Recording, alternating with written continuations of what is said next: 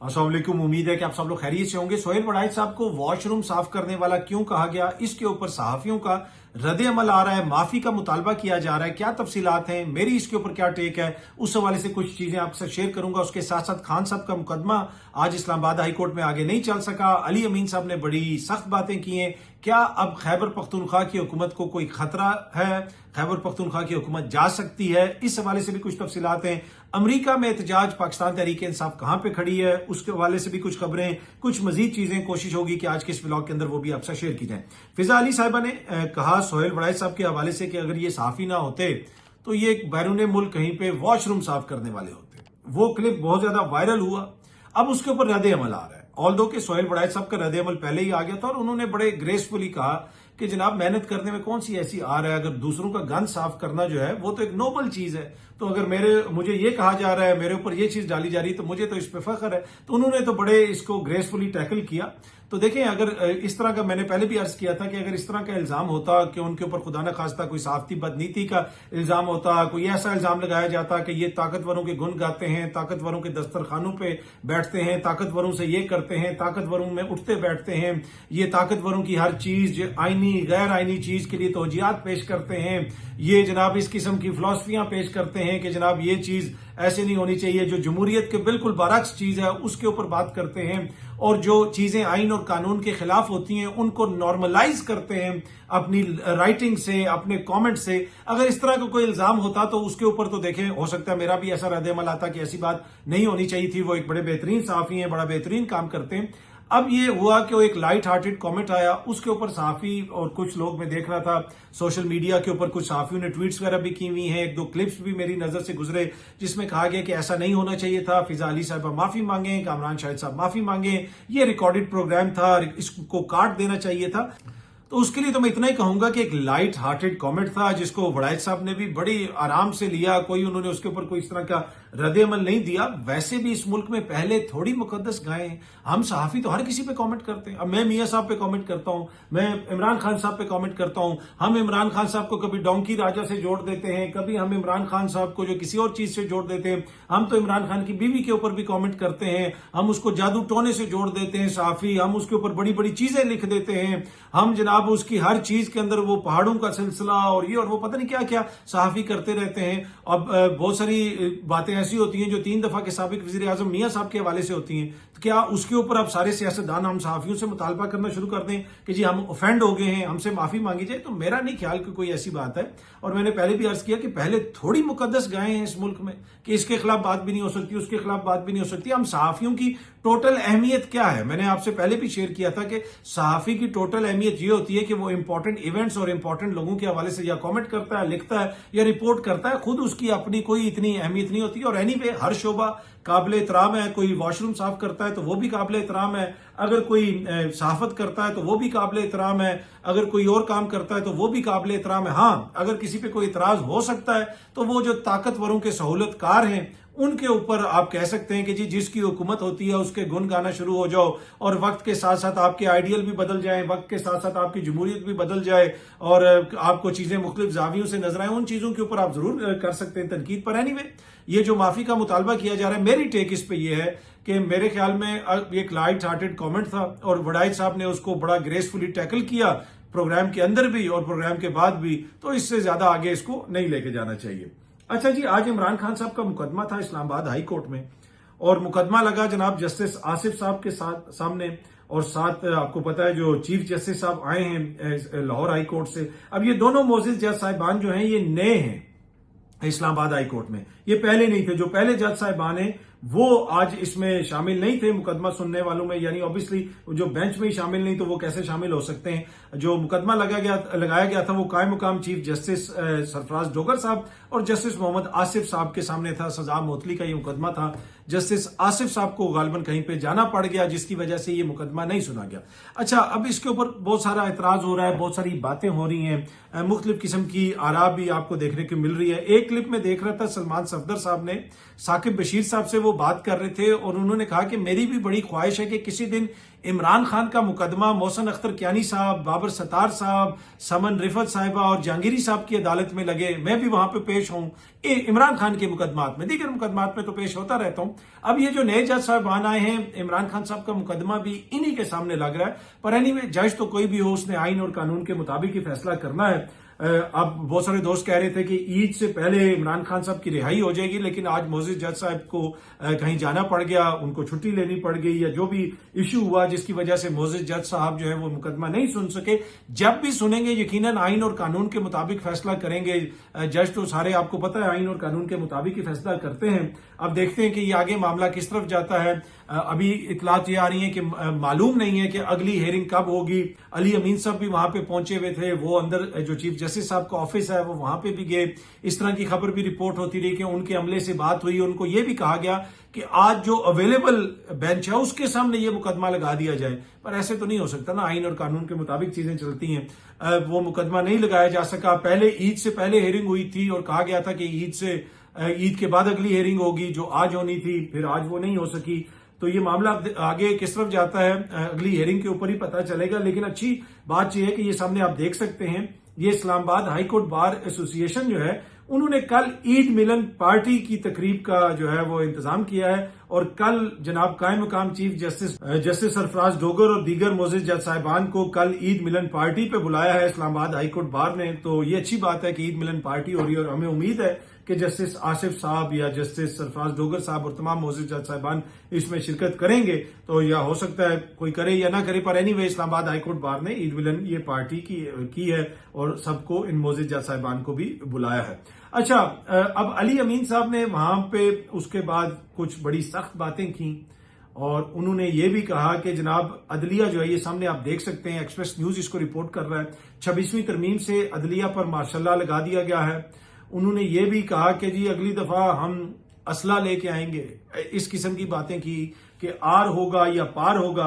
अलीमा खान साहिबा ने भी वकला से बात करते हुए कहा कि आप वकला को मैं कहना चाहती हूं कि 26वीं आईनी तरमीम के खिलाफ आप लोगों ने कुछ नहीं किया और अब तो 27वीं आईनी तरमीम की भी बात आ रही है और अदलिया जो है एक तरह से इस वक्त महकूम हो चुकी है, वो खुल के फैसले नहीं कर सकते। अब ये इनका मौकिफ है, जरूरी नहीं कि मैं इससे इतफाक करूं या आप इससे इतफाक करें। अली अमीन साहब ने यह भी कहा ये सब ताखीरी हरबे इस्तेमाल कर रहे हैं, कभी जज छुट्टी पे चला जाता है, कभी वकील नहीं आता, 2 साल से यही चल रहा है। तो काफी सख्त बातें हुई। उन्होंने इमरान खान साहब की बहन ने यह भी कहा कि इमरान खान साहब को आइसोलेशन में डाल दिया गया है और उनसे मुतालबा किया जा रहा है कि जनाब वो सीसीटीवी फुटेज की आप डिमांड ना करें, अवाम की बात करना छोड़ दें। तो काफी सारी बातें हुई। अच्छा, बड़ा क्वेश्चन ये है कि अली अमीन साहब ने बड़ी सख्त बातें की हैं। उन्होंने असले की बात की और उन्होंने बड़े एहतजाज की बात की, आर पार की बात की कि ये कर देंगे वो कर देंगे। उन्होंने यहां तक कह दिया कि हथियार साथ लाएंगे और उन्होंने ये मीडिया से कहा कि मेरा क्लिप भी चला दो। उसके बाद से ये चीज भी गर्दिश कर रही है कि अगर पाकिस्तान तहरीक इंसाफ इतना सख्त मौकिफ लेगी तो क्या खैबर पख्तूनख्वा में पाकिस्तान तहरीक इंसाफ की हुकूमत को कोई खतरा है? ये बहुत बड़ा क्वेश्चन है। अच्छा, अब इसमें जो मेरी राय है, अब ये मेरी खबर नहीं है, मैं एक तज्जिया दे सकता हूं, हो सकता है तज्जिया गलत हो सकता है तज्जिया दुरुस्त हो। मेरी राय इसमें यह है कि इस सिस्टम की, इस निजाम की अगर 26वीं आईनी तरमीम गारंटी है कि कुछ लोग कहते हैं ना जी 26वीं आईनी तरमीम इसलिए लाई गई कि क्योंकि इस निजाम को एक तरह से मजबूत किया जाए, तो इस निजाम की जो मुख्तलिफ गारंटीज हैं उनमें से एक गारंटी खैबर पख्तूनख्वा की हुकूमत भी है।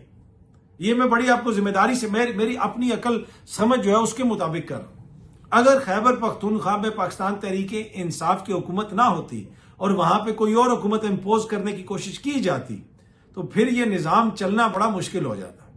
वहां पे तो फिर आपको पता है बड़ा मसला बन जाता। अब खैबर पख्तूनख्वा में उस तरीके से इलेक्शन को भी चुराने की उस तरह इल्जाम नहीं लगता। हाँ, कुछ जगहों पे कुछ चीजों को मैनेज करने का इल्जाम लगता है, लेकिन ये निजाम जो खैबर पख्तूनख्वा की हुकूमत है वो इस निजाम की गारंटी है। वो तहरीक इंसाफ को हुकूमत मेरी नजर में दी इसलिए गई है कि जनाब हुकूमत खेलो, हुकूमत में रहो। अगर हुकूमत वहां पे ना दी जाती तो एक ऐसा सूबा जिसका एक खास मिजाज है, वहां पे 90% अवाम तकरीबन एक खास बंदे के साथ हो और वहां पे उस सूबे में उनकी हुकूमत भी ना हो, तो वो लॉन्ग टर्म वो जो है ना एक बहुत बड़ा मसला वहां पे बन सकता था। ऑल्दो के पहले भी इस तरह की बातें हो रही थी कि जी वहां पे गवर्नर राज लग सकता है और फैसल करीम कुंडी साहब जो है वो मामलात को संभाल सकते हैं। और उस वक्त भी मैंने आपको कहा था कि मुझे गवर्नर राज लगता हुआ नजर नहीं आ रहा। खैबर पख्तूनख्वा की हुकूमत के लिए मुझे कोई खतरा नजर नहीं आ रहा है। मैं पहले भी अर्ज कर चुका हूं, दोबारा अर्ज कर रहा हूं कि इस निजाम को चलने के लिए जरूरी है कि पाकिस्तान तहरीक इंसाफ को उस हद तक स्पेस दी जाए जो खैबर पख्तूनख्वा में उनको दी गई है, जो स्पेस उनको पंजाब में नहीं दी गई है। पंजाब का एक मुख्तलिफ जिसे आप कह सकते हैं माहौल है, मिजाज है, उस मिजाज के मुताबिक पंजाब में ट्रीटमेंट हो रही है और खैबर पख्तूनख्वा के मिजाज के मुताबिक वहां पे उनको हुकूमत दी हुई है। तो जब तक खैबर पख्तूनख्वा में हुकूमत है, निजाम को यह लगता है कि हमारे लिए कोई बड़ा खतरा नहीं होगा। अगर वहां पे हुकूमत खत्म कर दी जाती है तो फिर वफाक के लिए एक बहुत बड़ा मसला वहां पे बन जाएगा। तो अली अमीन साहब जो है वो ये बयान दे सकते हैं। मैं कतन ये नहीं कह रहा कि खैबर पख्तूनख्वा की हुकूमत कोई वफाक की हुकूमत के साथ मिली हुई है, नहीं। मैं उस जो सोच की बात कर रहा हूं कि उस हद तक स्पेस उधर वहां पे तहरीक इंसाफ को इसलिए मिली हुई है कि अगर वो स्पेस नहीं होगी तो फिर वो स्पेस लेने के लिए उठेंगे और जब वो स्पेस लेने के लिए उठेंगे तो फिर वफाक के लिए भी मसाइल खड़े होंगे। अब पाकिस्तान तहरीक इंसाफ एहतजाज की बात भी कर रही है। ये सामने आप देख सकते हैं, अमेरिका में एक एहतजाज की बात हो रही है। एक वीडियो पैगाम भी मैं सुन रहा था, गौहर साहब का कल मेरे सामने आ गया, मैं ट्विटर को स्क्रॉल कर रहा था और उसमें वो कह रहे थे कि अमेरिका में जो एहतजाज होना है उसमें आपने शिरकत करनी है। तो जो ही मैंने देखा और गौहर साहब को देखा, अमेरिका में एहतजाज को देखा और जिस किस्म का एहतजाज है वो, मैंने उसी वक्त जो है ज्यादा जोर भी नहीं डाला। मैंने कहा जी ये यकीनन किसी ने फेक वीडियो बनाई होगी। गौहर साहब जो है वो बड़े भले मानस हैं, वो इस किस्म की बात कहां पे करते हैं। एनीवे, अब डॉन न्यूज ने फैक्ट चेक किया है और उन्होंने ये सामने खबर लगाई हुई है कि video of PTI barrister Gohar calling for Washington protest against army chief is a deep fake. वो ये कह रहे हैं कि ये एक डीप फेक वीडियो है बैरिस्टर गौहर साहब की।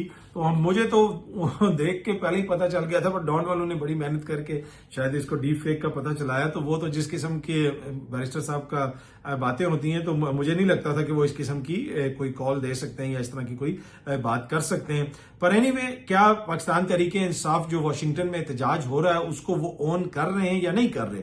बैरिस्टर गौहर साहब ने कहा है कि एहतजाज से पीटीआई का कोई ताल्लुक नहीं, ये वो अपनी मर्जी से कर रहे हैं। आर्मी चीफ के दौरा वाशिंगटन के मौके पर तहरीक इंसाफ ओवरसीज की कॉल तहरीक इंसाफ के चेयरमैन बैरिस्टर गौहर ने लाताल्लुकी का इजहार कर दिया। अब जो लोग वहां पे एहतजाज की बात कर रहे हैं, आप मुख्तलिफ जगहों पे देखें, वो सारे तहरीक इंसाफ के लोग हैं और वो इमरान खान साहब के साथ ही हैं, जमात से उनका ताल्लुक है। लेकिन बैरिस्टर गौहर साहब कह रहे हैं कि जी हमारा इस एहतजाज से कोई ताल्लुक नहीं है।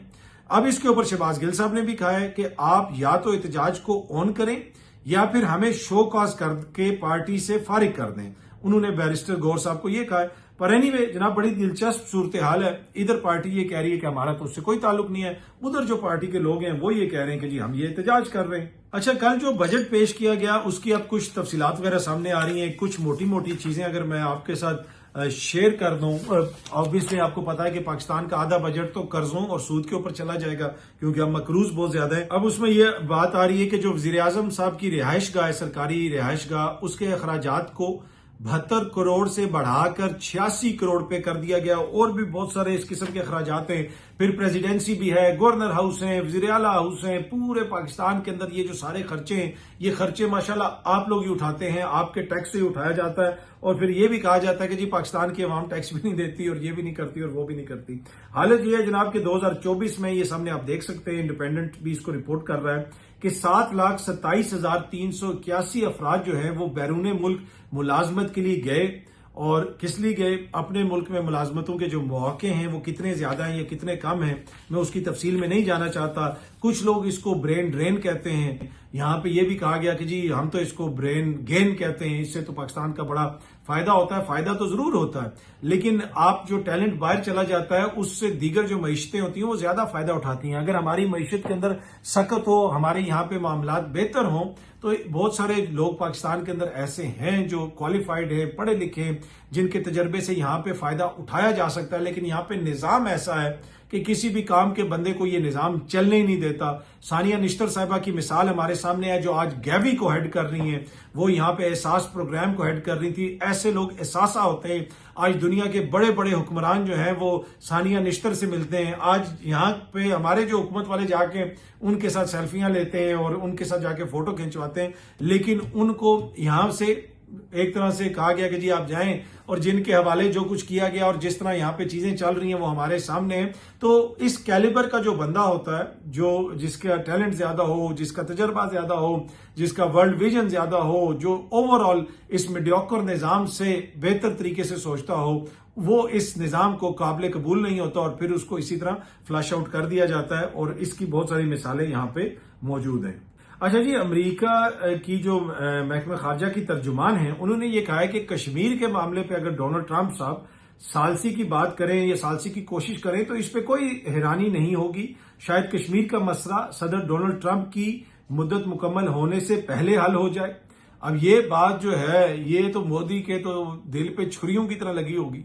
अब इनकी ख्वाहिश है कि कश्मीर के मसले को किसी तरीके से दबाया जाए, किसी तरीके से उस पर बात ना की जाए, लेकिन सदर ट्रंप बार बार उसका जिक्र भी कर रहे हैं और अमेरिका की में से भी इस किस्म की आवाजें आ रही हैं जो यकीनन भारत के लिए काफी ज्यादा जो है परेशान कुन है। और बहुत सारे लोग भारत के अंदर ये क्वेश्चन कर रहे हैं कि जनाब किधर गया जयशंकर, जिसकी जो है बड़ी तारीफ की जाती थी। अब मसला ये है कि सिर्फ एक बंदा आपकी पूरी फॉरेन पॉलिसी नहीं चला सकता, ना एक महकमा आपकी फॉरेन पॉलिसी चला सकता है। ओवरऑल जो हुकूमत का कंडक्ट होता है वो सारी चीजें कंट्रीब्यूट करती हैं। जो मोदी साहब ने अपने मुल्क में किया, आज उधर मानीपुर में क्या हो रहा है, दीगर 7 सिस्टर्स जो स्टेट्स हैं उनकी वहां पे क्या हो रहा है, कश्मीर में क्या हो रहा है, पंजाब के अंदर लोगों की क्या रिजेंटमेंट है, उनकी हुकूमत क्या कर रही है, ये उसका नतीजा है कि उनकी जो ग्लोबल जिसे आप कह सकते हैं जो उनकी एक तरह से सफारतकारी थी, उसको एक बहुत बड़ा धचका लगा है। अब मोदी जाएंगे कनाडा, आप देखिएगा कितनी बड़ी तादाद में वहां पे सिख एहतजाज करेंगे। वो जाते हैं लंदन, वहां पे भी जनाब एहतजाज होता है। और ये वही मोदी हैं जिनको माजी के अंदर मगरबी हुकूमतों ने वीजा भी नहीं दिया था। उनका जो गुजरात में किरदार रहा वो भी सबके सामने है। तो अब इन सारी चीजों का टोल आ रहा है उनकी फॉरेन पॉलिसी के ऊपर भी और उनके जो इंटरनेशनल ताल्लुकात हैं उनके ऊपर भी। ऑल्दो के मगरिब की जरूरत है भारत, उन्होंने भारत को चाइना के मुकाबले में खड़ा करना है, लेकिन जैसे भारत को चपेड़ें पड़ी हैं, मुनासिब नहीं है ऐसा कहना पर पड़ी तो हैं, और जिस तरह उनके राफेल पाकिस्तान ने गिराए हैं और जिस तरह इस जंग के अंदर उनके साथ जो सलूक किया है उसकी वजह से वो भारत की अब वो अहमियत नहीं रही है। अब इनको दोबारा वो चीज गेन करनी पड़ेगी कि भाई हम तुम्हें चाइना के सामने खड़े कर रहे थे और तुमने जनाब पाकिस्तान से चपेड़े खा के आ गए हो और मजीद चीजें अब हमसे मांग रहे हो। वो एक दफा मैं भारत के एक चैनल पे था, उनके एक मीडिया के प्रोग्राम में था, उसमें जब इंट्रोडक्शन करवाई गई, अभी प्रोग्राम शुरू नहीं हुआ था, तो उसमें उन्होंने कहा कि आज हम बात करेंगे पाक चीन की नापाक दोस्ती के हवाले से। अब ना चीन बचेगा ना चीन का चमचा पाकिस्तान। ये लद्दाख वाले मामले पे जब चीन की वो फोर्सेस जो हैं कितने 100 किलोमीटर इनके मुल्क में घुसी हुई थी, तो उस वक्त वो इस किस्म की बातें कर रहे थे।